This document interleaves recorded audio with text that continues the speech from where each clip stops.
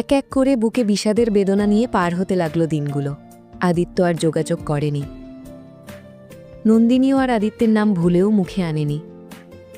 আগের থেকেও অনেক বদলে গেছে তারা দুজন। তবে নন্দিনীর মধ্যে আগে যে একটা ছেলে মানুষই কিংবা হাসি খুশি ভাব ছিল, সেই সব এখন আর নেই। অদিতি, ফাল্গুনী ওদের সাথেও আগের মতো মজা করে কথা কাটাকাটি করে না। সবটা সময় নীরব দর্শকের মতোই থাকতে পছন্দ করে। দিনে আদেও প্রয়োজন ছাড়া 5টি কথা বলে কিনা সেটাও সন্দেহ। বাসা আর ভার্সিটির মধ্যে সীমাবদ্ধ নন্দিনীর নিত্যকার জীবনের চালচিত্র। নিজেকে স্বইচ্ছায় ঘরবন্দি করেছে নন্দিনী। আগের মতো কাছ থেকে প্রকৃতি দেখার জন্য এখন আর রিকশায় চড়ে না, বাবা লোড়ায় না। তার অনেক শখকে জ্যান্ত কবর দিয়ে দিয়েছে নীরবে নিভৃতে, সবটা আদিত্যের বিরহে। তবে এখনও আদিত্যকে ভুলতে পারে না নন্দিনী। দিনকে দিন কেন জানি আদিত্যের জন্য মনটা ছটপট ছটপট করে চাতক পাখির মতো। তবে নন্দিনী তার মনকে প্রবোধ দেয়, আদিত্য ম্যারিড, আদিত্যকে ভাবাটাও এখন তার পাপ। তাছাড়া একটা ম্যারিড জিয়েকে নিয়ে স্বপ্ন দেখাটাও লজ্জাজনক। তবুও বেপরোয়া মন কি আর সেটার ধার ধারে? মোটেও না। নন্দিনী এখনও নিয়ম করে আদিত্য দেওয়া গিফটগুলো প্রতিদিন দেখে। তবে তার হঠাৎ পরিবর্তন কেউই মেনে নিতে পারল না। বার কয়েক মানসিক ডাক্তার দেখানো হয়েছিল, সেই মোতাবিক ট্রিটমেন্ট এবং কাউন্সিলিং চলছে প্রতিনিয়ত। তবে নবাব শিকদার আর নাহিদা শিকদারের মধ্যে মেয়ের পরিবর্তন নিয়ে বহুবার ঝামেলাও হয়েছে। সব দোষ নাহিদা শিকদারের ওপর নিয়ে পড়েছে। নাহিদা শিকদার মেয়েকে এখন যথেষ্ট সময় দেওয়ার চেষ্টা করে। তবে মায়ের সঙ্গের চাইতেও নন্দিনীর একা থাকতে ভীষণ ভালো লাগে। আর আদিত্য, সেও বুকের মধ্যে পাথর চাপা দিয়ে নন্দিনীর স্মৃতিগুলো ভুলার চেষ্টা করে নিজের ক্যারিয়ারে সম্পূর্ণ মনোযোগ দিল। দেখতে দেখতে 2.5 বছর পার হয়ে গেল। নন্দিনী স্কলারশিপ পেয়েছে। মাস 2 পর চলে যাবে ইউএসএ। নবাব সাহেব স্ত্রীকে না জানিয়ে বহু পূর্বে স্কলারশিপের জন্য আবেদন করে রেখেছিলেন মেয়ের জন্য। স্ত্রীর রাজনীতি এবং মেয়ের আকস্মিক পরিবর্তনে তিনি একাই সিদ্ধান্ত নিয়েছেন মেয়েকে নিয়ে তিনি দ্রুত দেশ ছাড়বেন। এছাড়াও তো মেয়ের পড়াশোনা খুব ভালো, তাই আর স্ত্রী তার রাজনীতি নিয়ে পড়ে থাকুক এটাই মনস্থির করেছেন তিনি। অতপর মেয়ের স্কলারশিপের খবর পেয়ে খুশি হলেও দেশ ছাড়ার খবর শুনে খুশি হতে পারেননি নাহিদা শিকদার। নন্দিনী ইউএসএ পাড়ি জমানোর জন্য প্রিপারেশন নিচ্ছে। সেও ঠিক করেছে থাকবে না এদেশে। নেক্সট উইকে অদিতির বার্থডে। সেই উপলক্ষে অদিতি আর ফাল্গুনী এসেছে নন্দিনীদের বাসায়। সময়টা তখন বিকেল প্রায়। ওরা 3 জন ছাদের ট্যাঙ্কির পাশের কর্নারটায় পা ঝুলিয়ে বসেছে। অদিতি আসার সময় 3টি বাবেলের বোতল আর পাইপ নিয়ে এসেছিল। ছাদে আসার সময় সেগুলো নিয়ে এলো। অদিতি প্রায় যতবার আসে ততবারই বাবেলের বোতল আর পাইপ নিয়ে আসে, আর 3 জন মিলে একসাথে গল্প কিংবা গান গাইতে গাইতে বাবেল ওড়ায়। অদিতি বাবেলের বোতল আর পাইপ বের করে ফাল্গুনের হাতে একটা বোতল দিয়ে বাকিটা নন্দিনীকে দিয়ে বলল, নন্দু ধর বাবেল ওড়া। বিনা বাক্যবায় নন্দিনী বাবেলের বোতল আর পাইপ হাতে নিতেই হঠাৎ আদিত্যের কথা মনে পড়ল। নন্দিনী ভাবলে শোয়ে ফুজিয়ে বাবল ওড়াতে লাগল। উড়ে যাওয়া বাবেলগুলো দেখতেই নন্দিনীর চোখ জোড়া ছলছল করে উঠল। এই বাবেল ওড়ানোর খুব সুন্দর একটা স্মৃতি রয়েছে তার। নন্দিনী কখনো অদিতিদের সাথে শেয়ার করেনি। নিজের মনের কুঠুরিতেই গোপন করে রেখেছিল সেটা। অদিতি বলল, নন্দু, তুই তো চলেই যাবি, শেষবারের মতো আমাদের একটা রিকোয়েস্ট রাখবি? নন্দিনী মলিন হেসে বলল, রাখবো ইনশাল্লাহ। ফাল্গুনী বলল, অদিতির বার্থডে ডেটটা কি তোর মনে আছে নন্দু? নেক্সট উইকে। শোন, এবার আমরা বাইরে কোনো পার্টি রাখছি না। আমরা এটাই সিদ্ধান্ত নিয়েছি, তোরকে আমাদের বাসায় যেতেই হবে, নয়তো তোর সাথে বন্ধুত্ব নেই, এখানেই সব শেষ। পাগল হয়েছিস ফাগুন? এইসব কেমন কথা? ঠিকই বলেছিস, আমরা এটাই সিদ্ধান্ত নিয়েছি। তোরা ভালো করেই জানিস আমার আম্মু আমার কোথাও যাওয়া পছন্দ করে না। আমাদের বাসায় গেলে কি হয়েছে? আমরা কি তোদের বাসায় আসি না? নাকি আমাদের কোনো আত্মসম্মান নেই? ডেসপারেট হচ্ছিস কেন? আমি কিন্তু সেই সব বলিনি, জাস্ট আমার পরিস্থিতি বোঝানোর চেষ্টা করছি। এই শোন, তোর এইসব পরিস্থিতি তোর মাথায় রাখ। এই নিয়ে আমার বার্থডে ইনভাইটেশন কার্ড, ঠিক সময় চলে আসবি, নয়তো কান ধরে টেনে নিয়ে যাব, গড প্রমিস। বলেই একটা ইনভাইটেশন কার্ড বের করে দিল। নন্দিনী মুচকি হাসল। অদিতি বলল, স্বীকার কর, তুই আমার ইনভাইটেশন গ্রহণ করেছিস বল। দোনোমনো করল প্রাপ্তবয়স্ক একটা মেয়েকে কারো বাসায় যাওয়া, ঘন্টার পর ঘন্টা থাকা কিংবা রাতে থাকা এইসব নাহিদা শিকদারের কোনো কালেই পছন্দ নয়। তাই তিনি নন্দিনীকে কারো বাসায় যেতে দেন না। যদি সেখানে থাকে আবার কোনো প্রাপ্তবয়স্ক ছেলে, তাহলে আরও কঠোরতা। তিনি নন্দিনীকে একটু অন্যরকমভাবে রাখার চেষ্টা করেন। নন্দিনীর প্রতিটি বিষয় তিনি ভীষণ কেয়ারফুলি নেন। নন্দিনী বলল, তোর ইনভাইটেশন আমি গ্রহণ করেছি অদিতি, কিন্তু আম্মু যেতে দেবে না। তোরা তো জানিসই আম্মু কেমন। ফাল্গুনী বলল, সেটা আমাদের উপর ছেড়ে দে নন্দু, আমরা আন্টিকে রাজি করাবো যেভাবেই হোক। অবিশ্বাস্য চোখে দুজনের দিকে তাকিয়ে বলল, পাগল হয়েছিস তোরা? এটা ইম্পসিবল। অদিতি বলল, ইম্পসিবলকে পসিবল করাই হচ্ছে আমাদের কাজ, দেখতে হবে না আমরা কারা। ফাল্গুনী বলল, তোর মায়ের সামনে এমন অ্যাক্টিং করব যে তোর মা ইমোশনাল হয়ে কেঁদে ফেলবে, তারপর দেখিস কিভাবে ওনাকে মানিয়ে ফেলি। নন্দিনী হেসে বলল, তোদের দ্বারা সব পসিবল, ডাকাত তোরা। অতঃপর ওরা দুজন ওদের বাকি ফ্রেন্ড সার্কেলকে ফোন করে এনে সবাই মিলে অনেক কষ্টে নাহিদা শিকদারকে মানিয়ে নিল। ওনাকে মানানো মোটেও সহজ ছিল না, বলা যায় ভাগ্য সুপ্রসন্ন ছিল বিধায় সম্ভব হয়েছে।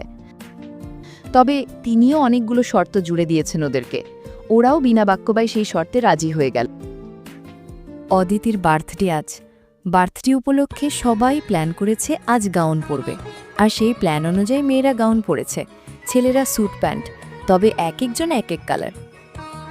অদিতি আজ বেবি পিঙ্ক কালারের ফ্লোর টাচ একটি গাউন পরেছে, ফাল্গুনী ভায়োলেন্ট কালারের গাউন পরেছে, আর তানভি হোয়াইট কালারের গাউন পরেছে। সবাইকে ভীষণ মিষ্টি লাগছে। নন্দিনী, তানভি আর তাদের ফ্রেন্ড সার্কেলের সবাই একসঙ্গে এসেছে পরপর কয়েকটা গাড়িতে, সবার হাতেই নামি দামি সব গিফট।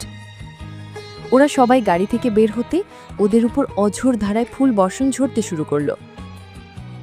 অদিতি আর ফাল্গুনির প্ল্যান ছিল এটা, তাদের ফ্রেন্ড সার্কেল আর নন্দিনীর জন্য স্পেশালভাবে সার্ভেন্টের মাধ্যমে ফুল বর্ষণের আয়োজন করে রেখেছিল তারা। ওদের আসার কথা শুনতেই অদিতি আর ফাল্গুনি গাউন ধরে দৌড়ে এসে ওয়েলকাম জানিয়ে ঝরে ধরল এক এক করে সকল ফ্রেন্ডকে। সবার শেষে নন্দিনী গাড়ি থেকে নামতে ওর দুপাশে দুজন সিকিউরিটি বডিগার্ড দাঁড়ালো। ওর উপরও অঝরে গোলাপ ফুলের বর্ষ ঝরা শুরু হলো। মুহূর্তেই নন্দিনীর মনটা পুলকিত হলো। নন্দিনী যে আসবে অদিতি, ফাল্গুনি কিংবা অন্যরাও কল্পনা করেনি। অদিতি নন্দিনীকে মুগ্ধ নেত্রে দেখতে লাগলো। নন্দিনী আজ ডার্ক বোটল গ্রিন কালারের ফ্লোর টাচ একটি গাউন পরে এসেছে। গাউনের সাথে ম্যাচিং করে একই কালারের অর্নামেন্টস পরেছে। চোখে আজ গাঢ় সবুজ রঙের কাজল, 2 হাত ভর্তি গাঢ় সবুজ রঙের চুড়ি, মাথার ক্লিপ থেকে জুতা পর্যন্ত সবই ডার্ক বোটল গ্রিন কালারের। অদিতির চোখে নন্দিনীকে এখন রাজকুমারী বলে মনে হচ্ছে। আজকের সাজে কোনো কমতি নেই, একদম রাজকুমারীর মতোই পারফেক্ট একটা সাজ নিয়েছে নন্দিনী। অবশ্য এটা নাহিদা শিকদারের নির্দেশনায় হয়েছে। ওনার মেয়ে কোথাও আজেবাজি লুক নিয়ে যাক সেটা তিনি কখনোই চান না, সবসময় মেয়েকে বেস্টটাই দিতে চান তিনি। অদিতি নন্দিনীকে আপাদ মস্তক চোখ বুলিয়ে বলল, রাজকুমারী নন্দিনী। বলেই অদিতি ফাল্গুনি দুজনই এগিয়ে এসে আষ্টপৃষ্টে জড়িয়ে ধরল নন্দিনীকে। এর ফাঁকে অদিতি নন্দিনীর সারা চোখে মুখে চুমু ঠেতে লাগল। অদিতির এই দৃশ্য দেখতেই বাকিরা সবাই হাসতে হাসতে পিকচার তুলতে লাগলো। অদিতি জড়িয়ে ধরা অবস্থায় বলল, আজ তো কি স্বয়ং রাজকুমারী নন্দিনীর মতো লাগছে নন্দু। তুই আসবি আমার কল্পনায়ও ছিল না, জানিস, তবুও আশা রেখেছি তুই আসবি। তোকে অনেকগুলা thank you Nandu, I love you so much. Nandini মুচকি হাসল। অদিতি নন্দিনীকে ধরে তার সবার প্রথমে তার রুমে নিয়ে গেল। নন্দিনীর আসার খবর পেতেই আফসানা চৌধুরী আর আফরোজা চৌধুরী দুজনে এক প্রকার সেখানে ছুটে এলেন প্রায়। ওনারা দুজন আবার বনে বনে জাহন। এছাড়াও ওনাদের সাথে পূর্ব চেকে নাহিদা শিকদার এবং নন্দিনীর খুব ভালো একটা সম্পর্ক রয়েছে। ওনাদেরকে দেখতেই নন্দিনী সালাম বিনিময় করল। আফসানা চৌধুরী নন্দিনীকে জড়িয়ে ধরে বললেন, তুমি আসবে আমি কখনো কল্পনাও করিনি নন্দিনী, তুমি আসাতে আমি ভীষণ খুশি হয়েছি। নন্দিনী মুচকি হাসল। আফরোজা চৌধুরী বললেন, ওরা দুজন তো সারাদিন নন্দিনী নন্দিনী বলে পাগল করে দেয়, কি কি জাদু করেছো আমার মেয়েদেরকে? নন্দিনী শব্দ করে হেসে ফেলল। কেউ একজন সেই হাসির শব্দ শুনে আকস্মিক চমকে দাঁড়ালো। আফরোজা চৌধুরী নন্দিনীর হাসির দিকে তাকিয়ে রইলেন। নন্দিনীকে ব্যক্তিগতভাবে ওনার খুব পছন্দ। ওনার বড় ছেলে ফারাবির জন্য একসময় তিনি নন্দিনীকে মনে মনে খুব করে চাইতেন। এরপর একদিন নাহিদা শিকদার থেকে নন্দিনীর এঙ্গেজমেন্টের ইনভাইটেশন কার্ড পেতেই সেদিনই ওনার মন ভেঙে যায়। আফসানা চৌধুরী বললেন, আফরোজা, তুই এখন বসে বসে কথা বলবি? মেয়েটা এসেছে ওয়েলকাম ড্রিঙ্কস সাথে, বল তাড়াতাড়ি। আমি বলেই এইদিকে এসেছি আপা, আনবে একটু পর। আফসানা চৌধুরী বললেন, তোমাকেই বাসায় আনার জন্য তোমার মাকে কতবার যে ফোন করেছি তার কোনো হিসেব নেই নন্দিনী। অনেক কষ্টে মানিয়েছি তোমার মাকে। আম্মু একটু অন্যরকম আন্টি, মনে কষ্ট নেবেন না। মনে কষ্ট নিইনি, যার একটাই মেয়ে সে বোঝে সন্তানের মায়া কি জিনিস। জি আন্টি, ওই রকমই। আম্মু আমাকে নিয়ে ভীষণ পসেসিভ। ওয়েলকাম ড্রিঙ্কস করে নন্দিনী কিছুক্ষণ রেস্ট নিল অদিতির রুমে। অদিতির রুমটি খুব ভালো লেগেছে নন্দিনীর। ফাল্গুনিও তার রুমে নিয়ে গেছে নন্দিনীকে। দুজন পাশাপাশি রুমে থাকে, আবার এক রুমেও থাকে। দুজনের রুমগুলো নন্দিনীর খুব পছন্দ হয়েছে। ওরা দুজন এক এক করে সবকিছু ঘুরিয়ে ঘুরিয়ে দেখাতে লাগলো নন্দিনীকে। নন্দিনীর খুব ভালো লাগছে আজ। অদিতিদের বাড়িটাও তাদের বাড়ি থেকে কম না। অদিতি নন্দিনীকে আদিত্যের রুমে নিয়ে গিয়ে বলল, এইটা তোর বডি বিল্ডার ডক্টর আদিত্যের বেডরুম নন্দু, পাশেরটা তোর সাদাসিদে দেবর আয়মানের রুম, ওইটা তোর মেজ দেবর ফারাবির রুম। অদিতির কথায় নন্দিনীর কেমন যেন লজ্জা লাগলো। সারা রুমে চোখ বুলিয়েও ডক্টর আদিত্যের কোনো ফটো দেখতে পেল না নন্দিনী। তবে ডক্টর আদিত্যের বেডরুমটি খুবই পরিপাটি এবং গোছালো। নন্দিনীর মনে হলো এখানে কেউ থাকে, কারণ একজন মানুষ থাকলে তখন অন্যরকম থাকে, আর না থাকলে আর এক রকম থাকে। তখন ভ্যাপসা ভ্যাপসা গন্ধ পাওয়া যায়। এছাড়াও ডক্টর আদিত্যের বেডরুম থেকে পরিচিত ম্যানলি পারফিউমের তীব্র গন্ধ পাওয়া যাচ্ছে। আন্দাজ করা যাচ্ছে এই রুমে কেউ একজন থাকে। আর ম্যানলি পারফিউমের গন্ধটি নন্দিনীর কেমন যেন চেনা জানা। তবে নন্দিনী কিছু জিজ্ঞেস করল না। ভেতরে ভেতরে ভীষণ কৌতূহল হলো।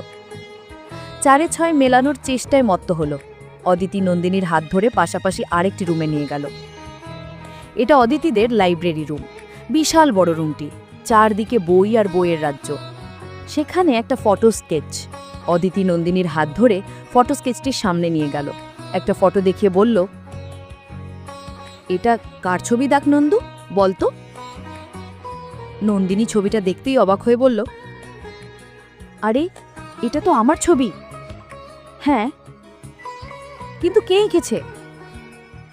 কে আর তোর বডি বিল্ডার ডক্টর সাহেব। এই, তুই বারবার এই কথা বলছিস কেন অদিতি? আর উনি এঁকেছেন মানে? উনি আমার পিক কোথায় পেল? আরে বাবা থাম, তোর বডি বিল্ডার সাহেব এটা এঁকেছে, আর আমার সাথে তোর পিকচার কম নাকি? ভাইয়ার কাছে আবদার করছে তোর একটা পিক এঁকে দিতে। যেদিন তোকে আমাদের বাসায় আনতে পারবো সেদিনই এটা তোকে সারপ্রাইজ হিসেবে দেব বলে। পিকটা কবে এঁকেছে? এঁকেছে কোনো এক সময়, তবে সেটা বলা যাবে না, বারণ আছে, খুবই সিক্রেট বিষয় সেটা। নন্দিনী আর প্রশ্ন করল না, ছবিটার ওপর হাত বোলালো। কি নিখুঁতভাবে তাকে ফুটিয়ে তুলেছে মানুষটা। হাতে আঁকা মানুষের ছবি এত সুন্দর হয় নন্দিনীর জানা ছিল না।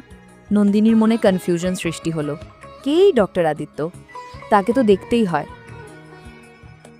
কেক কাটার জন্য ডাক পড়ল অদিতির। ওরা সবাই কেক কাটতে হলরুমে এলো। অদিতির এক পাশে নন্দিনী, আরেক পাশে ফাল্গুনি, আর নন্দিনীর পাশে তানভি। আর ওদের পাশে এক এক করে ওদের ফ্রেন্ড সার্কেলরা সবাই গোল হয়ে দাঁড়িয়েছে। ক্যান্ডেল জ্বালানো হলো। অদিতি উপস্থিত সবার দিকে এক পলক চোখ বুলিয়ে বলল, আম্মু, আমার ভাইয়ারা কই? একজনও নেই দেখছি। আফসানা চৌধুরী বললেন, আছে কোথাও, তুই কেক কেটে ফেল, ওরা না আসলেও চলবে। অদিতি নেগে গিয়ে বলল, না আসলে চলবে মানে? আমার বাড়িতে আর আমার ভাইয়েরা থাকবে না? এটা কেমন কথা আম্মু? কেকই কাটবো না আমি, যাও তুমি কাটো। আহসান সাহেব একটু বিরক্ত হলেন ছেলেদের উপর। নামি নামি সকল গেস্টে বাসা ভরপুর। এছাড়াও একটা মাত্র মেয়েও ওনার। ছেলেরা বোনের বার্থডে উপলক্ষে কোথায় আশেপাশে থাকবে, বোনকে একটু আনন্দ দিবে, তা না করে কোথায় ঘাপটি মেরে লুকিয়ে আছে কে জানে। 3টা ছেলের মধ্যে একটা ছেলেও নেই এই মুহূর্তে। ডাক্তার ছেলেটা না হয় বাদ, সেটা আবার বদরাগী ঘাটতারা, যা বলবে তাই করে ছাড়বে। তার দ্বারা কিছু আশা করা বোকামি। কিন্তু সাদাসিধা হাবাগোবা টাইপের একটা ছেলে আছে না আয়মান, ওইটা কই গেল? তিনি এবার উচ্চ স্বরে হাঁক ছাড়লেন, আয়মান, আয়মান, কোথায় তুমি? পারাবি কোথায়? বাবার কণ্ঠ শুনতেই আয়মান লম্বা লম্বা কদম ফেলে এগিয়ে আসতে আসতেই বলল, এই তো বাবা, আসছি। আহসান সাহেব ছেলেদের দিকে তাকিয়ে এবার গর্জে উঠে বললেন, ডাক না দিলে তোমরা আসবা নয়তো না? আমার মেয়ের প্রতি তোমাদের কোনো দায় দায়িত্ব নেই, তাই না? আমার মেয়ে কি তুচ্ছ, ফেলনা মনে হয় তোমাদের কাছে? তার কি কোনো মূল্য নেই? আইমান বলল, এসে গেলাম তো বাবা, অহেতুক রাগ করছেন কেন? রাগবো না মানে? তুমিও দেখছি দিন দিন ঘাটতাড়া হয়ে যাচ্ছ, বড় ঘাটতাড়া ছেলেটার মতো। আইমান আর কিছু বলল না। তার ভাই বারবার বিয়ে ভেঙে দেওয়ার কারণে তার বাবা এখন তাকেও কথা শোনায় কারণে অকারণে। আহসান সাহেবের ভাই আফতাব সাহেব বললেন, যাও যাও, লেট হয়ে যাচ্ছে, এতক্ষণ লাগে তোমাদের আসতে? কত কাজ পড়ে আছে? ওরা সবাই অদিতিদের সামনে আসতে অদিতি ভাইয়াদের দেখে বলে উঠল, এতক্ষণে তোমাদের আসার সময় হলো ভাইয়ারা? জানো না আজ আমার বার্থডে? নাকি আমার কোনো মূল্যই নেই তোমাদের কাছে? নন্দিনী অন্যমনস্ক হয়ে তানভীর সাথে কথা বলছিল। ওর একটা পিন খুলে গেছে, সেটাই লাগাচ্ছে তানভী। অদিতির ঝাঁঝালো কথা শুনতেই নন্দিনীর সামনে পাকালো। আকস্মিক দুজন মানুষের দৃষ্টি বিনিময় হতেই বিস্ময়বিমূঢ় হয়ে গেল দুজনেই। জীবন থেকে বেশ কতগুলো বসন্ত হারিয়ে যাওয়ার পর আজ আবার কাকতালীয়ভাবে তাদের দেখা। অদিতি মৃদু হেসে বলল, নন্দিনী, এই হচ্ছে আমার বড় ভাই ডক্টর আদিত্য চৌধুরী, আর ভাইয়া, ও হচ্ছে আমার বেস্ট ফ্রেন্ড নন্দিনী। নন্দিনী মুচকি হেসে বলল, হাই, আমি নন্দিনী, অদিতির বেস্ট ফ্রেন্ড। নন্দিনীর এইভাবে বলায় আদিত্য চমকালো। আদিত্য ভেবেছিল সে অদিতির ভাই, এটা জেনে নন্দিনী অন্তত একটু হলেও চমকাবে। অন্যদিকে অদিতি আর ফাল্গুনিও ভেবেছিল সত্যিটা জানতেই নন্দিনী চমকাবে। কিন্তু তাদের সবাইকে অবাক করে দিয়ে নন্দিনী এমন ভাব করল যেন আদিত্যকে সে চেনেই না, কখনোই দেখেনি। বরং নন্দিনীকে খুব স্বাভাবিক দেখালো। আদিত্য নন্দিনীর সবুজ কাজল দেওয়া চোখ জোড়ায় চোখ রেখে বলল, হ্যালো। তানভী অবাক হয়ে বলল, আদিত্য ভাইয়া, তোর ভাই তুই কেন আমাদের কাছে গোপন করলি অদিতি? অদিতি হেসে উঠে বলল, সারপ্রাইজ ছিল তানভী। সত্যি সারপ্রাইজড হয়ে গেছি। সবাই নন্দিনীর দিকে তাকালো। নন্দিনীর মুখভঙ্গি খুব স্বাভাবিক। অতঃপর আহসান সাহেব কেক কাটার জন্য তাড়া দিলেন। সবাই হ্যাপি বার্থডে উইশ করতেই অদিতি কেক কেটে একে একে সবাইকে খাইয়ে দিল। কিছুক্ষণ পরে রায়হান আর মেহরাব এসেছিল। ওদের লেট হয়ে গিয়েছিল বিশেষ কোনো এক কারণে। আদিত্য, রায়হান, মেহরাব আর ফারাবি, ওরা 5 জন মিলে সোফার এক কোণে বসে কথা বলছে। নন্দিনীর কেমন যেন লাগছে এতদিন পর আদিত্যকে দেখতে পেয়ে। মানুষটা আগের থেকে অনেক সুন্দর হয়ে গেছে, স্বাস্থ্যও একদম ফিটফ্যাট। মানুষটাকে ম্যানলি লাগছে এখন। এই ফিটফ্যাট মানুষটাই তার অন্তর কেড়েছে একদিন, আজ আরও একবার কেড়ে নিল। নন্দিনী যদি জানতো আদিত্য এখানে আছে তাহলে সে জীবনেও আসত না। নন্দিনী ঠিক করেছে আদিত্যকে যথেষ্ট ইগনোর করবে। আদিত্যের মুখোমুখি হওয়ার ইচ্ছে নেই তার, বরং যতবার মুখোমুখি হবে ততবারই যন্ত্রণা বাড়বে বই, কমবে না। নন্দিনীর চিন্তাভাবনার মাঝেই হঠাৎ একটা সুন্দরী মেয়ে এসে আদিত্যের পাশে বসল। নন্দিনী ভাবল এটাই হয়তো আদিত্যের ওয়াইফ। বাঙালি হলেও ড্রেস আপে রয়েছে বিদেশিদের ছাপ। তাছাড়া আদিত্য তো তাকে একদিন বলেছিল তার স্ত্রী স্মার্ট, আপডেটেড অ্যান্ড কোয়ালিফাইড। সত্যিই তাই। মেয়েটি আদিত্যের সাথে হেসে হেসে কথা বলছে, আদিত্যও সেম একইভাবে কথা বলছে, যেন তাদের আন্ডারস্ট্যান্ডিংটা বহুদিনের। নন্দিনীর হঠাৎ কেমন অস্থির অস্থির লাগতে শুরু করল। সে নিজেকে স্থির করার চেষ্টা করতেই হঠাৎ নাহিদা শিকদার কল দিল। নন্দিনী কল রিসিভ করে, হ্যালো, বলে একপাশে চলে গেল। হ্যালো শুনতেই আদিত্যের চোখ পড়ল নন্দিনীর দিকে। নন্দিনী মুখে হাসি রেখে খুব আস্তে আস্তে কথা বলছে মায়ের সাথে। আদিত্যের অস্থিরতা বাড়ল, বারবার নন্দিনীর দিকে তাকাতে লাগল। মনে মনে বলল, নিশ্চয়ই বয়ফ্রেন্ড কল দিয়েছে। নাহিদা শিকদার মেয়ের জন্য খুব চিন্তা করছেন। নন্দিনী তার মাকে সান্ত্বনা দিয়ে লাভ ইউ বলে ফোন রেখে দিল। এটা শুনতেই নন্দিনীর প্রতি প্রচণ্ড ক্রোধ জন্মালো আদিত্যের। দাঁতে দাঁত চেপে বিড়বিড় করে বলল, এখানে এসেও বয়ফ্রেন্ডের সাথে কথা বলতে হবে, লাভ ইউ বলতে হবে, এত ভালোবাসা বয়ফ্রেন্ডের জন্য? বলেই আদিত্য ফুঁসতে লাগলো ফুলকো লুচির মতো। আদিত্য হঠাৎ সিদ্ধান্ত নিল, যাই হোক এবার সে বিয়ে করবেই করবে। বয়স তো কম হয়নি, কার জন্য এত অপেক্ষা? যার জন্য অপেক্ষা করেছিল সে তো দিব্যি ভালো আছে, তার সামনে হাসছে, লাভ ইউ বলছে। আদিত্যের ভাবনার মাঝেই হঠাৎ আহসান সাহেব সবাইকে ডেকে জানালেন, খাওয়া দাওয়ার পূর্বে আরও একটা সুসংবাদ রয়েছে। সবাই বিস্ময় নিয়ে তার দিকে তাকাতেই উনি জানালেন, ওনার ফ্রেন্ড খন্দকার সাহেবের একমাত্র মেয়ে খেয়া খন্দকার এবং ওনার বড় ছেলে ডক্টর আদিত্য চৌধুরীর সাথে আজ তাদের এঙ্গেজমেন্টের ডেট ধার্য করেছেন। তা শুনতেই সবাই হাততালি দিয়ে উঠল। অতঃপর আহসান সাহেব, আফতাব সাহেব, খন্দকার সাহেব, আদিত্য এবং খেয়াকে ডাকল এঙ্গেজমেন্টের রিং পরানোর জন্য। ওরা দুজন এগিয়ে যেতেই আচমকা নন্দিনীর মাথা ঘুরে চোখে মুখে ঝাপসা দেখতে লাগল। তানভি নন্দিনীকে ধরে ফেলল। নন্দিনী, ঠিক আছিস তুই? মাথাটা ভীষণ ঘুরছে তানভি, জলদি ওয়াশরুমে নিয়ে চল। অদিতি ফাল্গুনি এগিয়ে এসে বলল, নন্দু, তোর খারাপ লাগছে? হ্যাঁ। ওরা নন্দিনীকে ধরে ওয়াশরুমে নিয়ে গেল।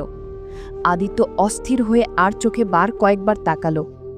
আফসানা চৌধুরী অস্থির হয়ে বললেন, কি হয়েছে মেয়েটার? হঠাৎ কি হলো? তানভি বলল, মাথা ঘুরে বমি হয়েছে আন্টি। কথাটা বিদ্যুৎ গতিতে আদিত্যের কানে পৌঁছালো। আফরোজা চৌধুরী বললেন, মেয়েটা এমনিতেই অসুস্থ, এই সময় এমন বমি হবেই, একটু সতর্ক থাকার দরকার ছিল। কত বলে কই এনেছি মেয়েটাকে। ফাল্গুনি, একটু লেবু কিংবা তেঁতুলের শরবত বানিয়ে আনতো তাড়াতাড়ি। মেয়েটার বমি হচ্ছে সমানে, এই সময় তেঁতুল কিংবা টক খেলে ভালো লাগবে। কথাগুলো শুনতেই আদিত্য স্তব্ধ হয়ে গেল। মনে মনে বলল, নন্দিনী অসুস্থ মানে? বমির সাথে অসুস্থতার কি সম্পর্ক? তাহলে কি নন্দিনীর বিয়ে হয়ে গেছে তার বয়ফ্রেন্ডের সাথে? সে কি প্রেগন্যান্ট? এই জন্য কি বমি হচ্ছে? আর প্রেগন্যান্সির লক্ষণগুলো তো এইগুলো। একজন ডক্টর হওয়ার সুবাদে প্রেগন্যান্সির লক্ষণগুলো সে খুব ভালো করে জানে, আর সেই জন্যই বোধহয় তেঁতুলের শরবত খাওয়াতে বলেছে তার কাকিমণি। অথচ আফরোজা চৌধুরী বুঝাতে চেয়েছিলেন যে এখন প্রচণ্ড গরম, তাই বদহজমে বমি হতে পারে। আদিত্য আরও একবার নন্দিনীকে ভুল বুঝল। এবার সে কঠোরভাবে সিদ্ধান্ত নিল, আজ সে নন্দিনীর সামনে বিয়ে করে ছাড়বেই ছাড়বে। আয়মানকে বলল, দ্রুত কাজীকে ফোন কর, বল চৌধুরী ভবনের আহসান সাহেবের বড় ছেলের এনগেজমেন্টের পরেই বিয়ে অনুষ্ঠিত হবে। আয়মান ভাইয়ের কথায় মাথা নেড়ে সায় জানিয়ে সাথে সাথে কাজীকে ফোন করে বলল, হ্যালো কাজী সাহেব, আমার বড় ভাইয়ের বিয়ে পড়ানোর জন্য দ্রুত চৌধুরী ভবনে আসুন, একটু তাড়াতাড়ি আসলে ভালো হয়।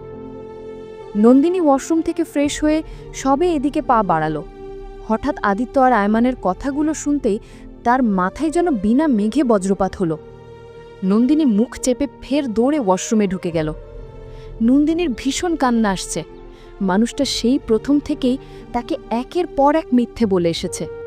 বিয়ের কথাটাও মিথ্যে বলেছে, অদিতিকে চেনে না সেটাও মিথ্যে বলেছে, আরও অনেক কিছু অস্বীকারও করেছে, এবং কি তাকে মায়ায় জড়িয়ে শেষমেশ তাকে ভুল বুঝে নিরুদ্দেশ হয়েছে। কাঁদতে কাঁদতে নন্দিনীর হিচকি উঠে গেল। এবার নন্দিনী চোখে মুখে পানি দিতে লাগল। অনেকক্ষণ হলো নন্দিনী ওয়াশরুমে ঢুকেছে, কিন্তু বের হওয়ার নাম নেই। তানভি ডোরে নক করল 12 কয়েক। বেশ কিছুক্ষণ পর নন্দিনী নিজেকে স্বাভাবিক করে ডোর খুলতেই তানভি বলল, নন্দিনী, তুই ঠিক আছিস? হুম। তানভি নন্দিনীর মুখ আজলায় তুলে বলল, তুই কাঁদছিস কেন? কই না তো। মিথ্যে বলছিস কেন? তোর চোখ মুখ লাল হয়ে গেছে, চোখগুলোও ফোলা। আসলে আম্মুকে ভীষণ মিস করছি, চল আমরা বাসায় ফিরে যাই। তোর বয়স কত বলতো? কেন? মাকে মিস করছিস মানে? একটু আগে না কথা বললি? আর তুই কি ছোট্ট বাচ্চা যে মাকে মিস করলে কাঁদতে হয়? নন্দিনী নিরুত্তর। সে কিভাবে বলবে? আদিত্যকে দেখা মাত্রই তার অনুভূতিগুলো সজাগ হয়ে উঠেছে, তার জন্য কান্না আসছে, তাই তো মিথ্যে বলল। তানভি নন্দিনীর মুখ দুই হাতে তুলে বলল, আদিত্য ভাইয়াকে ভালোবাসিস তাই না? নন্দিনী কিছু বলল না। হঠাৎ অদিতি আসতে আসতে বলল, নন্দিনী, ফ্রেশ হয়েছিস? অদিতির কথা শুনে নন্দিনী আবারও চোখে মুখে পানি দিতে লাগল। তানভি বলল, হাত মুখ ধুচ্ছে। তাড়াতাড়ি বেরিয়ে আয় নন্দিনী, তেঁতুলগোলা শরবত এসেছি, আম্মু বানিয়েছে, পান করলে ভালো লাগবে। নন্দিনী হাত মুখ ধুয়ে ওয়াশরুম থেকে বের হতেই অদিতি বলল, তুই কান্না করেছিস নন্দিনী? আরে না না, কান্না করব কেন? তোর চোখ মুখ লাল আর ফোলা কেন? আসলে ভারী ড্রেস আপ আর ভারী মেকআপ নেওয়াতে আমার খুব গরম লাগছিল। তাছাড়া মেকআপে আমার অ্যালার্জি আছে জানিস তো। আর বাইরের দেশের কাজল আমি পরতে পারি না, অ্যালার্জি আছে। এই জন্যই চোখগুলো ফুলে লাল হয়ে গেছে। এটা সত্য যে নন্দিনী পার্লার থেকে মেকআপ করলে তার স্কিনে অ্যালার্জি দেখা দেয়। আর বিশেষ করে দেশের বাইরের কাজল সে চোখে পড়তে পারে না, সেটাতেও অ্যালার্জি রয়েছে তার। অদিতি আর নন্দিনীকে ঘাটালো না। আম্মু শরবত বানিয়েছে, দেখ, খুব ভালো লাগবে। নন্দিনী হাত মুখ মুছে শরবত পান করে বলল, আমরা বরং বাসায় ফিরে যাই কেমন? শরীরটা হঠাৎ কেমন যেন খারাপ লাগছে। তাছাড়া অতিরিক্ত ঠান্ডা গরমে থাকলে আমার প্রচুর শ্বাসকষ্ট শুরু হয় জানিস তো। অদিতি বলল, যাবি তো? তবে ভাইয়ার বিয়েটা হয়ে যাক, কাজই আসছে, আর এসেছিস যখন বিয়েটাও দেখে যা। তাছাড়া তুই তো আর প্রতিদিন আমাদের বাসায় আসবি না, তোকে আনাই যায় না, তাই তো আজ বাসায় 2টা অনুষ্ঠান রেখেছি একসঙ্গে। নন্দিনীর কলিজা মোচড় দিয়ে উঠল। কিছু বলতে নিবে ফাল্গুনী থামিয়ে দিয়ে বলল, কোনো কথা নয় নন্দু, প্লিজ ভাইয়ার বিয়েটা অন্তত দেখে যা। আর তো আসবি না, তোর মাকে মানিয়ে কত কষ্ট করে এনেছি, জানিসই তো তুই। বলেই ওরা নন্দিনীকে হলরুমে নিয়ে এলো। নন্দিনী নিজেকে ধাতস্থ করল, এই মুহূর্তে ভেঙে পড়লে চলবে না। অতপর সবাই আবারও হলরুমে আসতেই আহসান সাহেব ঘোষণা দিলেন, এবার তবে রিং পরানো শুরু হোক। নন্দিনী মুখে হাসি রেখে বসে রইল, বুঝতেই দিচ্ছে না তার কলিজাটা চূর্ণ বিচূর্ণ হয়ে যাচ্ছে ভেতর থেকে। অন্যদিকে অদিতি, ফাল্গুনী আর তানভি বারবার নন্দিনীর দিকে তাকাচ্ছে। আদিত্য আর চোখে কয়েকবার তাকালো, দেখল নন্দিনীর চোখ মুখ ফোলা, কিন্তু নন্দিনীকে খুব স্বাভাবিক দেখাচ্ছে। তাদের দিকে তাকিয়ে মিষ্টি হাসি ঝুলিয়ে রেখেছে মুখে। নন্দিনীকে স্বাভাবিক দেখে আদিত্যের ভীষণ কষ্ট হল। তার মানে নন্দিনী তাকে কখনো ভালোবাসেনি, সে একাই ভালোবেসেছে। ভালোবাসলে এভাবে মুখে হাসি রেখে বসে থাকতে পারত না মেয়েটা। আদিত্য আর খেয়া দুজনের হাতে রিং। অদিতি মন খারাপ করে বলল, নন্দিনী দেখ, আমার ভাবি হওয়ার কথা তুই ছিলি, এখন তোকে রেখে ভাইয়া প্রথম কোনো নারীকে রিং পরাচ্ছে, সো স্যাড। নন্দিনীর বুকটা ধক করে উঠল। সত্যি তো, আদিত্যের হাতে প্রথম রিং পরার কথা তো তারই। নন্দিনী মলিন হেসে বলল, আর ফান করিস না অদিতি। আদিত্যের রাগ হচ্ছে, মেয়েটা এমন একটা সিরিয়াস মুহূর্তেও হাসছে কেন? সত্যিই কি কষ্ট হচ্ছে না? অদিতি বলল, নন্দিনী দেখ, ভাইয়া এখনই রিং পরাবে। পরাক, আর কতক্ষণ ওয়েট করব? বাসায় ফিরব তো, তাড়াতাড়ি পরাতে বল। তোর কষ্ট হচ্ছে না নন্দিনী? কেন? কিছু না। তোর ভাইয়ের সাথে আমার কখনো প্রেম ভালোবাসার সম্পর্ক ছিল নাকি? আজব। ফাল্গুনী বলল, জানিস খেয়া, মেয়েটা ভালো না, একদম বাজে একটা মেয়ে। কেন, কি হয়েছে? দেখতে তো খুব ভালো লাগছে, এছাড়াও ডক্টর আদিত্যের সাথে মানিয়েছে ও বেশ। আর বলিস না, কত ছেলের সাথে এই মেয়ের রিলেশন, কতবার যে রুম ডেট করছে এই মেয়ে, আর সেই মেয়েকে আদিত্য ভাইয়া বিয়ে করছে। জানিস, অদিতের পছন্দ নাই মেয়েকে। অদিতির পছন্দ অপছন্দ দিয়ে কি হবে? সংসার করবে ডক্টর আদিত্য, অদিতি নয়। এখানে ইন্টারফেয়ার করাটা নেহাতি বোকামি। কিন্তু আমরা কেউ চাই না ভাইয়া এই মেয়েকে বিয়ে করুক। তুই এখন আমাদেরকে একটা হেল্প কর প্লিজ। কিসের হেল্প? তুই সেন্সলেস হওয়ার অ্যাক্টিং কর, তাহলে এই বিয়েটা ভেঙে যাবে। আশ্চর্য, আমি কেন সেন্সলেস হওয়ার অ্যাক্টিং করব?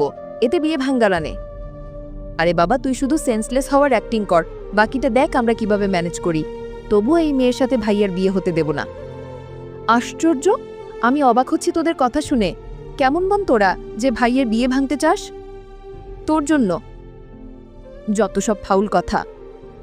অদিতি এবার রেগে গিয়ে বলল, ফাগুন, এই মেয়েটা তো ভালো কথা শোনার মানুষ না। তানভি বলল, ওর সাথে অহেতুক কথা বলে সময় নষ্ট করিস না, যা করার আমরাই বরং করব। তোদের বাসায় ক্লোরোফর্ম নাই? অদিতি বলল, আছে, ভাইয়ার ঘরে দেখছিলাম। ডেট নাই হয়তো? না থাকলে আরো ভালো, ওইটা নিয়ে আয়, 1 মিনিটে কাজ সারি। যদি খারাপ কিছু হয়? কি আর হবে, 1 ঘন্টার জায়গায় হয়তো 2 ঘন্টা সেন্সলেস থাকবে, আর না হয় সেন্সলেস হবে না। তবুও একবার ট্রাই করি, কি বলিস? করাই যায়। নন্দিনী ধমকে উঠে বলল, পাগল হয়েছিস তোরা? আমাকে মেরে ফেলার ষড়যন্ত্র করছিস সবগুলো? অদিতি বলল, একদম চুপ করে বসে থাক। ফাগুন, তাড়াতাড়ি নিয়ে আয়, যা তো। আর শোন, বাই এনি চান্স ক্লোরোফর্মে যদি কাজ হয়, তাহলে 3 জনে মিলে একদম জোরে জোরে চিৎকার করে পুরো বাসা তুলে ধরবি, বিশেষ করে পাত্রীপক্ষরা। ওরা দুজন বলল, ঠিক আছে। ফাল্গুনি দৌড়ে গিয়ে টিস্যুর মধ্যে বেশি করে ক্লোরোফর্ম নিয়ে এসে আকস্মিক নন্দিনীর নাকে চেপে ধরতেই সেন্সলেস হয়ে গেল। ওরা ভাবতেও পারেনি এত দ্রুত কাজ হবে। ডেট ছিল বোধহয়। নন্দিনী সেন্সলেস হতেই প্ল্যান মোতাবেক ওরা 3 জন মিলে চৌধুরী ভবন কাঁপিয়ে হাউমাউ করে কান্না শুরু করে দিল। নন্দিনীকে সেন্সলেস দেখে আদিত্য ঘাবড়ে গেল। অদিতি বলল, হায় আল্লাহ, নন্দু, তোর এ কি হয়ে গেল রে? এখন কি হবে? তোর মাকে আমি কি জবাব দেব রে? সবাই নির্বাক হয়ে তাকিয়ে রইল। ফাল্গুনি বলল, ভাইয়া তাড়াতাড়ি আসো, নন্দিনীর কি হয়ে গেল? নন্দিনীর মা জানতে পারলে সব শেষ। কখন না জানি আমাদের জন্য মার্ডার কেস করে বসে। বলেই ওরা 3 জন আরও উচ্চস্বরে চিৎকার চেঁচামেচি শুরু করে চৌধুরী ভবন তুলে ধরল। অন্যদিকে আফসানা চৌধুরী অস্থির হয়ে পড়লেন। নাহিদা শিকদার এমনিতেই মেয়েটাকে দিতে চায়নি, এখন যদি জানে মেয়েটা অসুস্থ হয়ে পড়েছে তাহলে খুব ঝামেলা করবে। আদিত্যকে নির্বিকারভাবে দাঁড়িয়ে থাকতে দেখে অদিতি বলল, তোমার কাছে বিয়েটাই সবকিছু, তাই না? আমরা কেউ না? বলেই হাত থেকে রিংটা কেড়ে ছুঁড়ে ফেলে দিল। একটা মানুষ মরে যাচ্ছে আর তুমি একজন ডক্টর হয়ে দাঁড়িয়ে দাঁড়িয়ে তামাশা দেখছো? ডাক্তার নামের কলঙ্ক তুমি। আদিত্য এগিয়ে এলো। নন্দিনীর শ্বাস প্রশ্বাস এবং পালস ধীর গতিতে চলছে। তোদের রুমে নিয়ে যা, কিছুক্ষণ পর ঠিক হয়ে যাবে। অদিতি চিৎকার করে বলল, নন্দিনীর শ্বাসকষ্ট আছে ভাইয়া, দ্রুত হসপিটালে নিয়ে চলো। একটু পরে শ্বাসকষ্ট শুরু হবে। ও এমনিতেই অসুস্থ, ও ঠান্ডা গরম সহ্য করতে পারে না। আফসানা চৌধুরী দিশেহারা হয়ে হাউহুতাশ করে বললেন, দাঁড়িয়ে রয়েছ কেন বাবা? তাড়াতাড়ি নিয়ে যাও, মেয়েটার শ্বাস আটকে আছে। আহসান সাহিব বললেন, ফারাদি, আয়মান, তোমরা মূর্তির মতো দাঁড়িয়ে আছো কেন? আদিত্যের এখন এঙ্গেজমেন্ট, ও থাকুক। তোমরা বরং নন্দিনীকে হসপিটালে নিয়ে যাও, সাথে রায়হান আর মেহেরাবও যাও। অদিতি চিৎকার করে বলল, কিসের এঙ্গেজমেন্ট? আমার ফ্রেন্ডের চাইতে তোমার ছেলের এঙ্গেজমেন্ট বেশি হলো আব্বু। আহসান সাহেব বললেন, অদিতি থামবে তুমি? কিসের মধ্যে কি বলছ? ভাইয়াকেই হসপিটালে নিতে হবে, না নিলে নন্দিনী এখানে মরে যাক। নন্দিনীকে একদম কেউ ছুবে না, কার কি এসে যায় ও মরে গেলে। মেয়ের জিদ থেকে আহসান সাহেব মহাচিন্তায় পড়ে গেলেন। সবাইকে রেখে আদিত্যকেই কেন নিয়ে যেতে হবে? তাছাড়া যতবারই ছেলের এঙ্গেজমেন্ট করার প্রস্তুতি নেন, ততবারই একটা অলৌকিক ঘটনা ঘটে ভেঙে যায়। শেষমেশ ছেলে আর বিয়েই করতে চায় না। এটা কোন কুফা লাগলো ছেলে তার ভেবে পেলেন না তিনি। ওনার মনে আদিত্য, অদিতি আর নন্দিনীকে নিয়ে খটকা লাগলো। হঠাৎ নন্দিনীর শ্বাসকষ্ট শুরু হলো। এবার ওরা 3 জন এবার ভয় পেয়ে আরও জোরে চেঁচামেচি শুরু করে বাড়ি তুলে ধরল। সাথে ওদের ফ্রেন্ড সার্কেলগুলো তো আরও বেশি। নন্দিনীর এমন অবস্থা দেখে আদিত্য দিশেহারা হয়ে গেল। নন্দিনীর এমন অবস্থা দেখে আদিত্য দিশেহারা হয়ে গেল। কোথায় এঙ্গেজমেন্ট, কোথায় বিয়ে, কোথায় কি? অতঃপর নন্দিনীকে হসপিটালে দ্রুত অ্যাডমিট করা হলো। অনেক সময় পেশেন্টের মেডিকেল হিস্টোরি না জেনে দ্রুত সেরে ওঠার জন্য ডাক্তাররা প্রায়ই না জেনে অ্যান্টিবায়োটিক প্রয়োগ করেন থাকেন পেশেন্টকে। এতে দেখা যায় অনেক সময় গর্ভবতী মা এবং বেবির জীবন ঝুঁকিপূর্ণ হয়ে যায়। তাই আদিত্য আগেই ডাক্তারকে বলল, doctor she is pregnant, so মা এবং বেবির যাতে প্রবলেম না হয় সেই অনুযায়ী মেডিসিন এবং ট্রিটমেন্ট করুন। আদিত্যের কথা শুনে সবাই হতভম্ব। অদিতি বলল, প্রেগনেন্ট মানে? নন্দিনীও প্রেগনেন্ট? তুমি কিভাবে জানো ভাইয়া? তখন না মাথা ঘুরে বমি হলো? মাথা ঘুরে বমি হলে একটা আনম্যারিড মেয়ের সাথে সাথে প্রেগনেন্ট হয়ে যায় ভাইয়া? আনম্যারিড মানে? নন্দিনী তোমাকে বলেছে সে ম্যারিড? আশ্চর্য, সেটা আমাকে কেন বলবে? আর তোরেই তো তখন কি বললি জানো? দেখলাম তেঁতুলের শরবতও খাওয়াচ্ছিস। তাই বলে নন্দিনী প্রেগনেন্ট? তেঁতুলের শরবত কি এমনি এমনি খাওয়া যায় না ভাইয়া? আদিত্য কনফিউজড হয়ে তাকিয়ে রইল। সে এতক্ষণ কি ভেবেছিল আর হয়েছেটা কি? অদিতি ফের বলল, তোমার কথা অনুযায়ী এখন থেকে যেই তেঁতুলের শরবত পান করবে তাকেই প্রেগনেন্ট ভাবতে হবে। বাহ, তোমার ডাক্তারি চিকিৎসাটা দারুণ। একেই বলে ডাক্তার আদিত্য চৌধুরী। আজকের পর থেকে আর কোনো মেয়েকে বিয়ে করতে হবে না, কোনো কিছু করা লাগবে না। শুধু মাথা ঘুরে বমি হলে আর তেঁতুলের শরবত পান করলেই সেই মেয়ে প্রেগনেন্ট হয়ে যাবে, এবং কোনো পরীক্ষা নিরীক্ষা ছাড়াই ভাবতে হবে সেই মেয়ে প্রেগনেন্ট। আর এটা ডাক্তার আদিত্য চৌধুরীর পরীক্ষিত বাণী। আর এটার জন্য তোমাকে এক গ্লাস তেঁতুলের শরবতওয়ালা অ্যাওয়ার্ড বানিয়ে নোবেল দেওয়ার আর্জি জানাচ্ছি নোবেল প্রদান কর্তৃপক্ষকে। নোবেল কর্তৃপক্ষের দৃষ্টি আকর্ষণ করছি। ফাল্গুনী বলল, একটা আনম্যারিড মেয়েকে তোর ভাই কি সহজে প্রেগনেন্ট বানিয়ে দিল অদিতি? ওভার ডাক্তারি করলে যা হয় তাই হয়েছে। বোনেদের কথায় আদিত্য লজ্জা পেয়ে বিমূঢ় হয়ে রইল, আর কোনো কথা বলতে পারল না।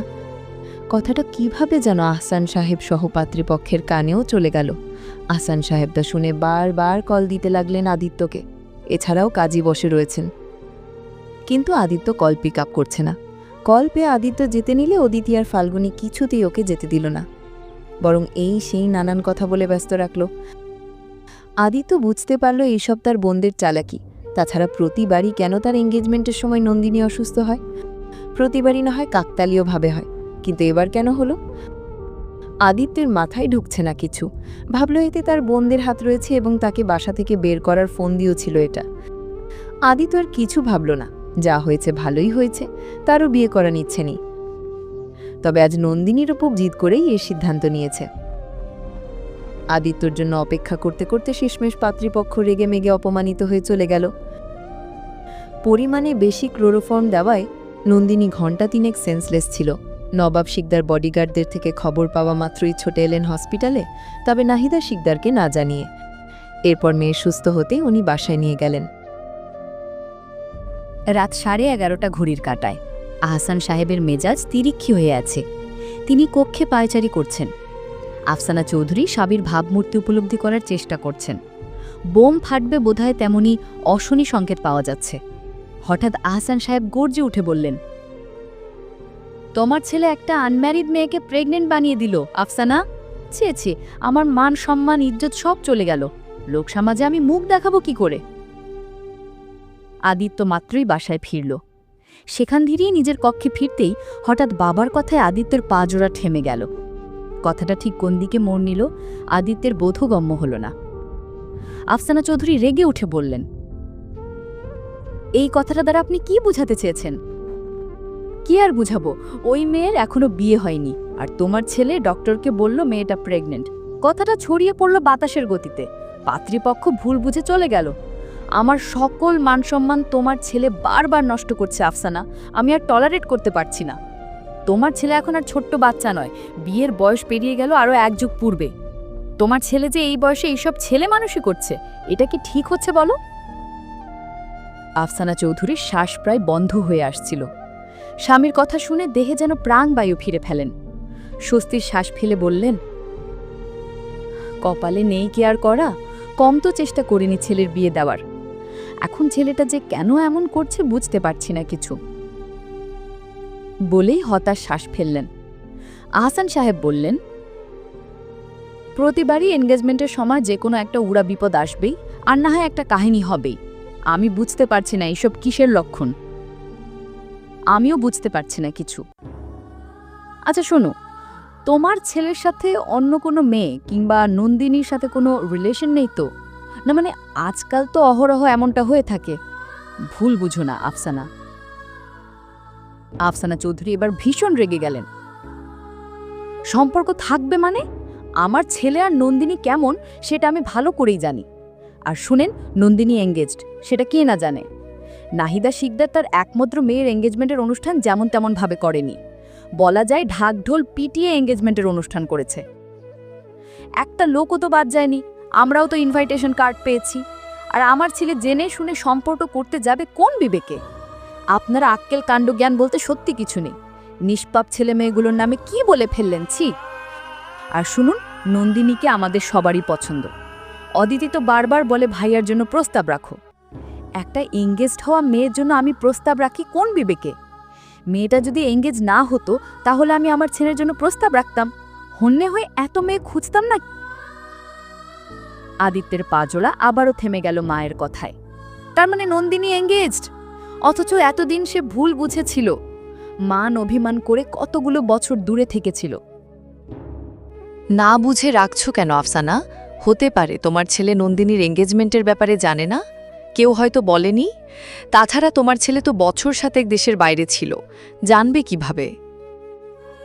আফসানা চৌধুরী এবার ক্ষুব্ধ দৃষ্টিতে তাকিয়ে স্বামীকে বললেন, এখন আপনি বলতে চাচ্ছেন আমার ছেলের সাথে নন্দিনীর সম্পর্ক রয়েছে, তাই তো? আমি এটা কখন বললাম? এটাই তো বুঝাতে চাইছেন। মহিলাদের এই এক দোষ, একটু বেশি বুঝে। বেশি যখন বুঝি তো একটা পরামর্শ দিই।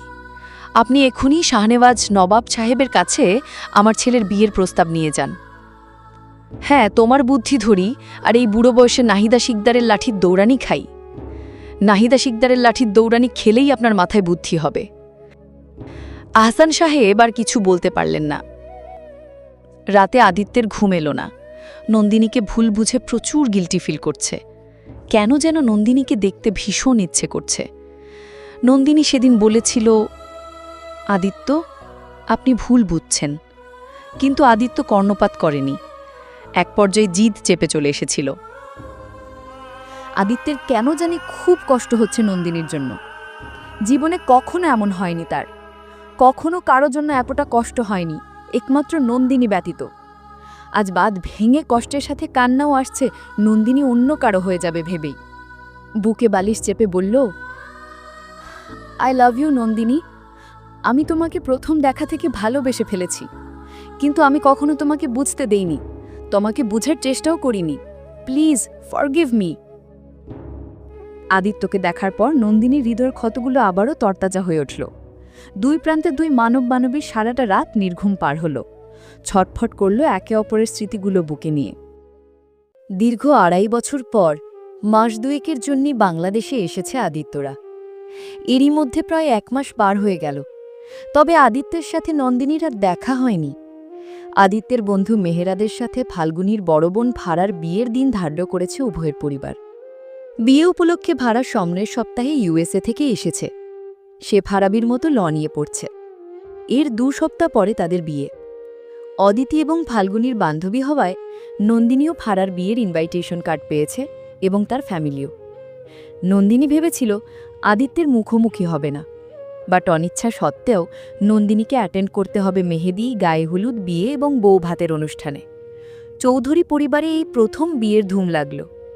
বিয়েতে দেশি বিদেশি সকলেই আসবে, মজা করবে, অথচ নন্দিনী থাকবে না, সেটা কখনো হয় নাকি? তাই অনেক কৌশলে নাহিদা শিকদারকে রাজি করিয়েছে অদিতি আর ফাল্গুনি। অদিতির জন্মদিনে মেয়ে অ্যাটেন্ড করাই খুশি হলেও এবার আর নাহিদা শিকদার খুশি হতে পারেননি।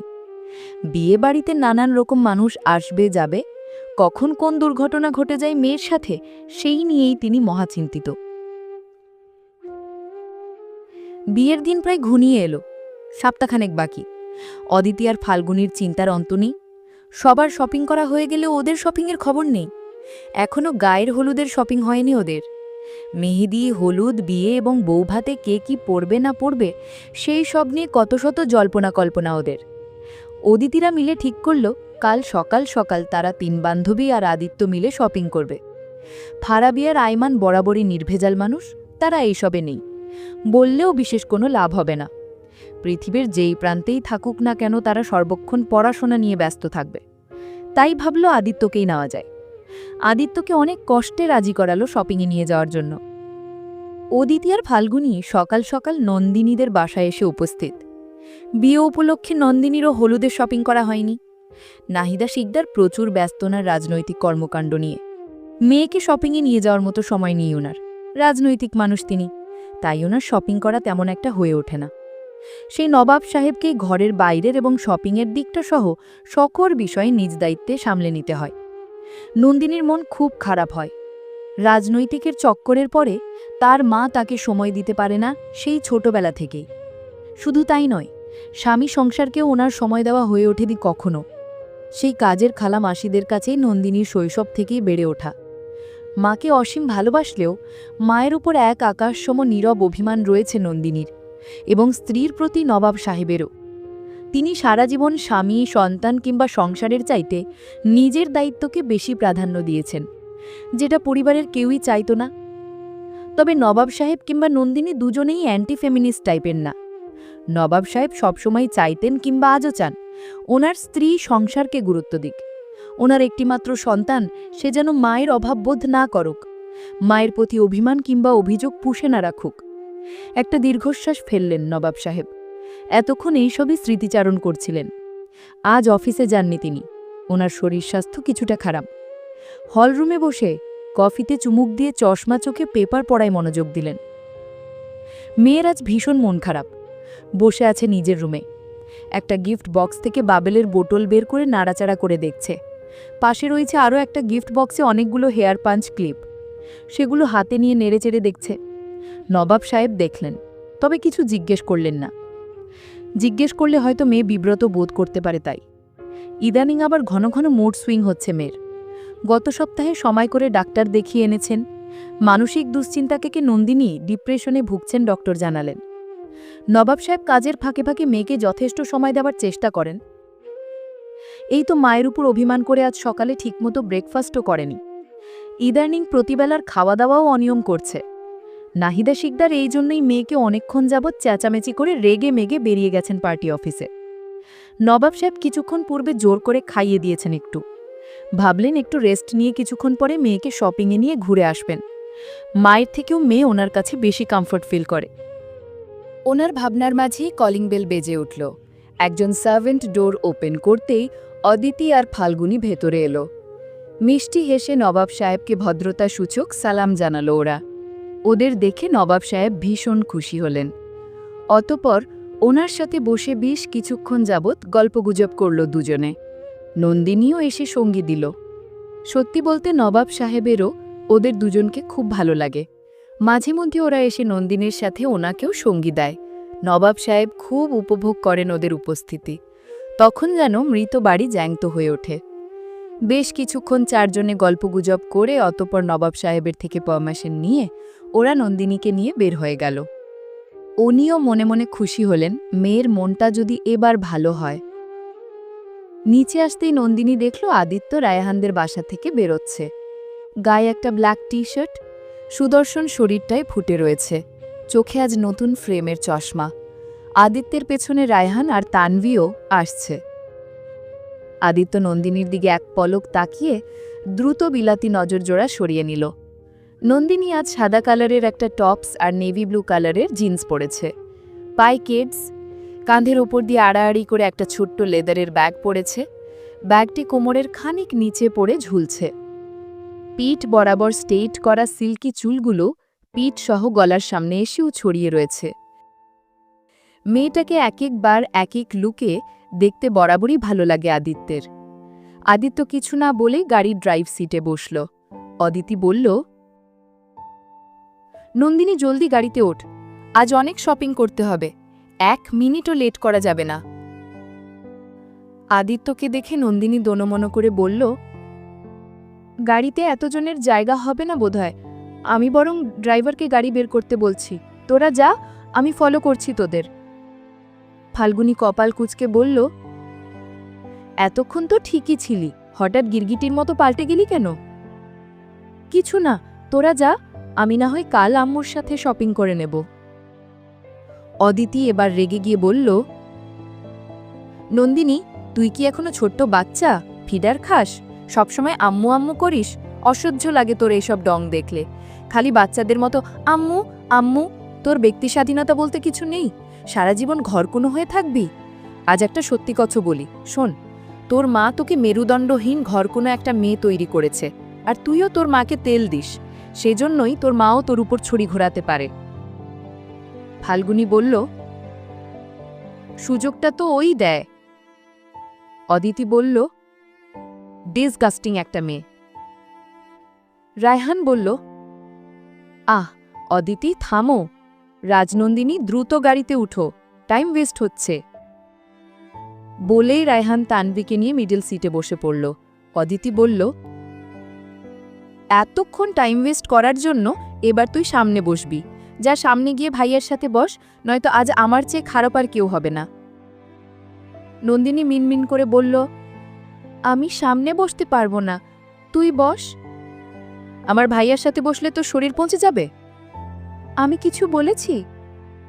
শোন, পেছনে জায়গা নেই, আমি আর ফাগুন বসবো, আর তুই চুপচাপ সামনে বস। মাথাটা গরম করে দিয়েছিস ফালতু একটা নাটক করে। আদিত্যকে বলল, ভাইয়া তুমি মুরগির মতো বসে বসে ঝিমাচ্ছ কেন? গাড়ি স্টার্ট দাও, মা মেয়ের আধিক্যতা দেখলে বাঁচি না। এত বড় ডাঙর একটা মেয়ে, বিয়ে দিলে 10 বাচ্চার মা হয়ে যেত এতদিনে, আর সেই মেয়ে একটু কিছু হলেই বাচ্চাদের মতো আম্মু আম্মু করে। আমার মাঝে মাঝে মনে হয় ছাগলের ছানা খিদে ব্যয় ব্যয় করছে। যেমন ন্যাকা মা তেমনি ন্যাকা মেয়ে, এদের আলগা পিতিটি দেখলে বাঁচি না। যত সব আদিক্ষেতা, ন্যাকা মায়ের ন্যাকা মেয়ে কোথায় পায় এত ডং, এত ন্যাকামি? ডিসগাস্টিং। অদিতির কথা বলার স্টাইলে রায়হান, তানভি আর ফাল্গুনী মুখ টিপে হেসে ফেলল।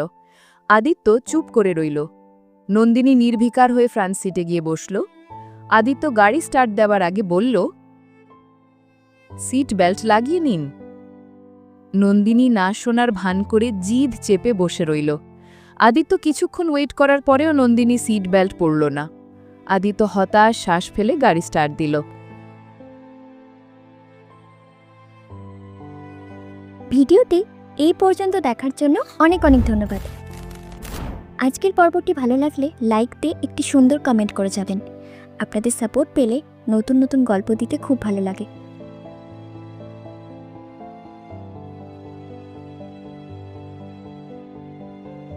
ধন্যবাদ সবাইকে। ভালো থাকবেন, সুস্থ থাকবেন।